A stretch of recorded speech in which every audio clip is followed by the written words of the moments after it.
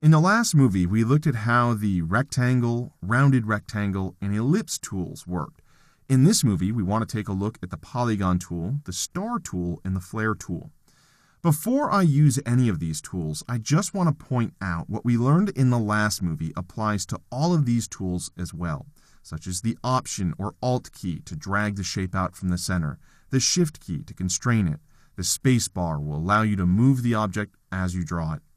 With that being said, these tools do have some unique characteristics, and I'd like to share them with you now. If we come over here and highlight the Polygon tool does just that. It draws polygons. If you click and drag, you'll notice right now I'm drawing out a triangle. If you want to increase or decrease the number of sides, you can use the arrow key on your keyboard. Now, the default shape that you'll draw with this tool is a hexagon. But again, you can increase or decrease the number of sides by using the up arrow key on your keyboard or the down arrow key on your keyboard. And that's all there is to it with this tool. And if you want to move it while you're drawing it, hold down the space bar, you can hold down the Shift key to constrain it. It has all of those options.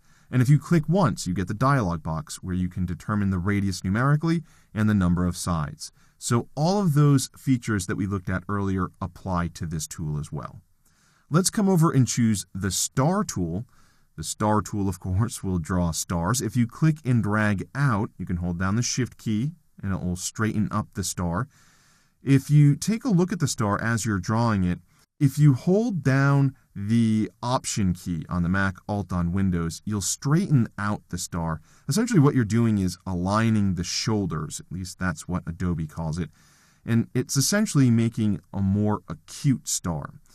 If you want to increase the number of points on the star, use the up arrow key on your keyboard. To decrease it, use the down arrow key on your keyboard. There is an interesting option here, and that is if you hold down the Control key on Windows, Command on the Macintosh, essentially those shoulder points will anchor down as you click and drag out. So that's how you can really create a more obtuse or a more acute star. Obviously, if you want a smaller acute star, just draw it larger, then shrink it down. That's what I would do. But those are the options for the Star tool. And finally, we have the Flare tool, which does just that. It creates a flare, much like a lens flare. If you click and drag out, you'll create the flare. If you use the up arrow key on your keyboard, you'll increase the reflection. If you use the down arrow key on your keyboard, you'll decrease the reflection. When you let go of the mouse, the flare is created. This obviously has a very specific use. You'd be using it to create a flare effect. And that's exactly what the tool is designed for. Other than the Flare tool, the other two tools that we looked at behave much in the same way as the first three tools that we looked at.